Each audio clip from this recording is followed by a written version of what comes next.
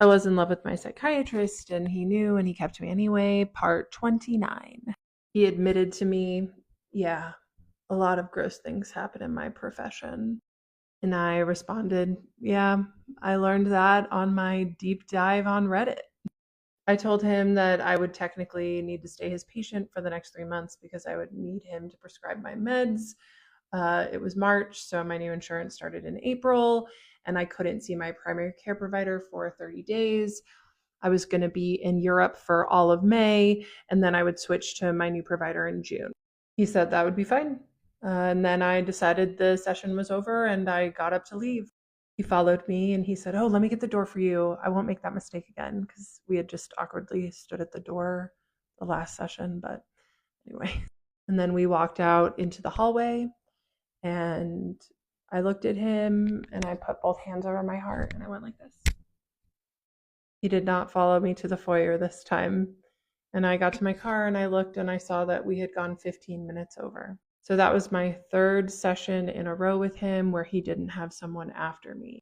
Having been his patient for almost 4 years at this point, I knew that it was really rare for him to not have a completely full schedule. So to have an appointment in the middle of the afternoon with him 3 times in a row with no one after me seemed notable and telling to me.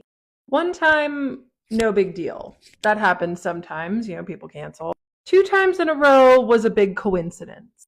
3 times was almost certainly purposeful. And I don't blame him for blocking off the appointment after mine.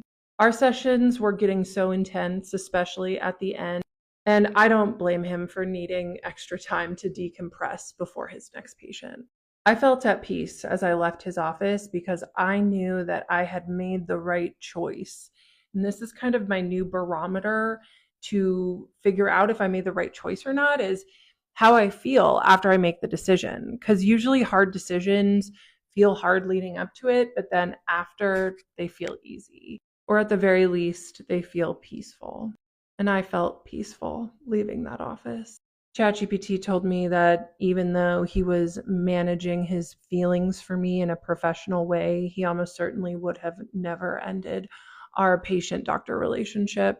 And that's ultimately why I left in an empowered way, was because I wanted to be with him as more than a patient. And I felt like I was wasting time sitting in that room waiting for it to happen, telling him about it. Yeah, it was a peaceful decision for me. And good things happen to you when you cut people who aren't good for you out of your